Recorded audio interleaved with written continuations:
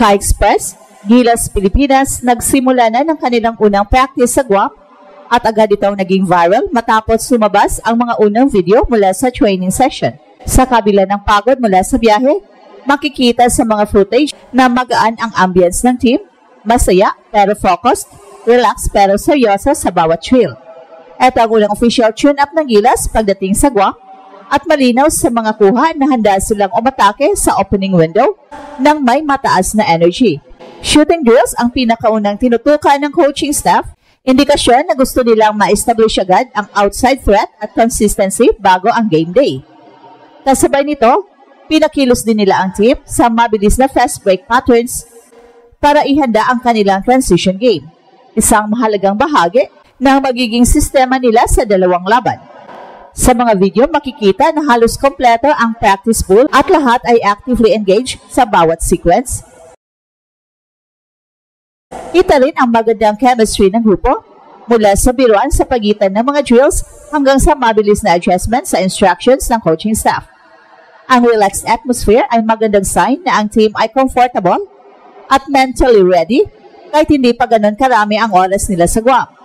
Sa kabilang banda, seryoso rin ang tono ng coaching, lalo na sa shooting mechanics at positioning sa break, bagay na nagpapakita na pinaigting nila ang fundamentals para sa early momentum. Mahalaga rin ang timing ng practice na ito dahil magsisilbi itong base ng kanilang final adjustments para sa dalawang laro kontra Guam. Ang emphasis sa shooting ay malinaw na indikasyon na gusto ng Gilas na mag-impose ng spacing advantage habang ang fast break execution ay para tiyaking sila ang magdidikta ng pace. Sa bawat kuha ng kamera, halata ang bilis ng ball movement at ang intention na gawing mas fluid ang transition office. Malaking bahagi rin ng usapan ang kondisyon ng mga core players na kahit maikse pa lang ang videos, makikita na comfortable sila sa sistema at handang sumunod sa game plan. Well, sa kabuuan, ang unang practice ng Gilas sa Guam ay nagbibigay ng malinaw na mensahe. Handa silang kumilos, mag-adjust at mag-dominate mula sa unang tip-off. Ang good vibes ng team, kasabay ng precise shooting at mabilis na transition work, ay nagpapakita ng kumpiyansa at determinasyon. At habang papalapit ang unang laro, malaking tanong ngayon kung mag-translate ba sa actual game ang sharpness na pinakita sa unang araw. Ang buong bansa ay nag-aabang kung paano sisimulan ng team ang kanilang kampanya sa Guam. Gilas, Pilipinas opened their first practice session in Guam with a vibe na agad nag-viral sa social media. Ang mga unang video na lumabas ay punong-puno ng energy, good chemistry at impressive focus mula sa buong team. Kahit galing sila sa mahabang biyahe, hindi mo makikita ang pagod sa mga players. Relax sila, masaya, pero kitang-kita ang seryosong intensity sa bawat galaw. Para itong unang signal na handang-handa na silang pumasok sa opening window nang walang alinlangan. Ang unang practice ay hindi simpleng warm-up, malinaw na may direction at may hinahabol na rhythm ang Gilas, lalo na't dalawang sunod-sunod na laban ang inaabangan. At isa sa pinaka-nakakapansin sa mga videos ay ang emphasis ng coaching staff sa shooting. Paulit-ulit na spot-up drill, catch-and-shoot sequences at shooting mechanics, refinement na ginawa ng mga players. Ang ganitong focus ay nagpapakita ng intensity ng Gilas na maging consistent sa perimeter at mag-create ng spacing advantage. Importante ito, lalo na't traditionally pumabagal ang offensive flow ng Gilas kapag nagkakaroon ng drought mula sa labas. Sa Guam, sinisigurado ng coaching staff na hindi mangyari yun. Makikita rin na halos walang player na nagtatamad-tamaran.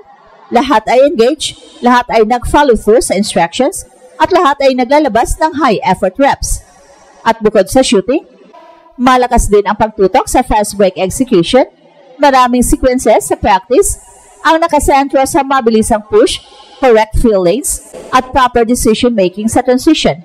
Parang gustong ipakita ng Gilas na sila ang magdidikta ng pace ng laro, hindi ang kalaban. Ang transitions offense nila noong mga nakaraang windows ay minsan naging unpredictable, pero sa footage mula sa Guam, mukhang mas fluid, mas organized at mas mabilis ang kanilang galaw. Halatang pinaghandaan nila ang konsepto na run and pressure, isang approach na swak para sa roster nila ngayon. At isa pang positive na napapansin ng mga fans at analysts sa videos ay ang overall team chemistry. Kahit bagong environment,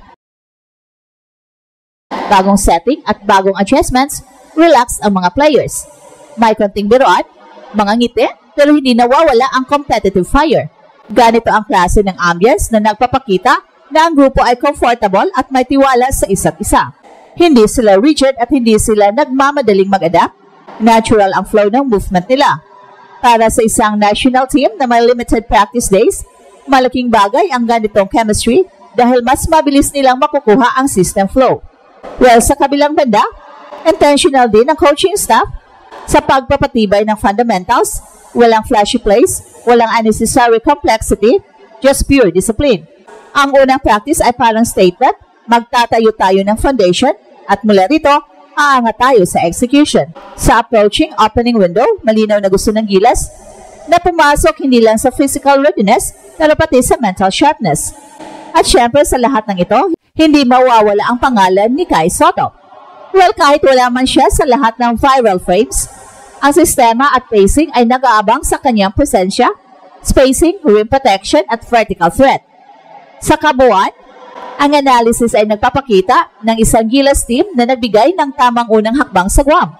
Good energy, focus shooting, mabilis sa fast break structure at solid chemistry. Ito ang klase ng unang practice na nagbibigay ng kumpiyansa sa buong bansa, lalo na sa paparating na laban. Drives deeper sa strategic backbone sa unang practice ng Gilas sa Guam at paano direktang nakaangkla ang lahat sa magiging game plan nila para sa dalawang laban. Makikita sa mga viral videos na hindi random ang bawat galaw. Lahat ay may pinag-uugatan na tactical purpose at lahat ay nagbibigay ng clue kung anong klase ng identity ang hinahanap ng Gilas ngayong window. At balik tayo sa shooting emphasis, hindi ito simpleng mag-shoot lang tayo. Mapapansin sa clips na may deliberate sequences, corner to wing rotations, relocation shooting, and off-ball screen reps. So, ibig sabihin, hindi lang accuracy ang target, kundi timing at spacing. Sa FIBA, mabilis ang depensa at mas physical, kaya mahalaga ang mabilis na paglipat ng players sa tamang spot. Ang coaching staff, sa unang araw pa lang, ay binibigyang diin na dapat automatic sa mga players ang movement of the ball. Hindi na dapat iniisip, dapat instinctive. Ito ang klase ng shooting routine na hindi lang nag-train ng kamay, kundi pati otak. At sa isang team na may mix ng veteran at younger players, malaking bagay ang early clarity ng roles. Ang fast break work na nakita sa Guam practice ay hindi lang para tumakbo, ito ay para alisin ang bad habits. Makikita sa ilang clips na paulit-ulit nilang tinututukan ang first 3 steps. At ito ang Express Info kung saan bawat kwento ginulat ang mundo. Don't forget to like and subscribe.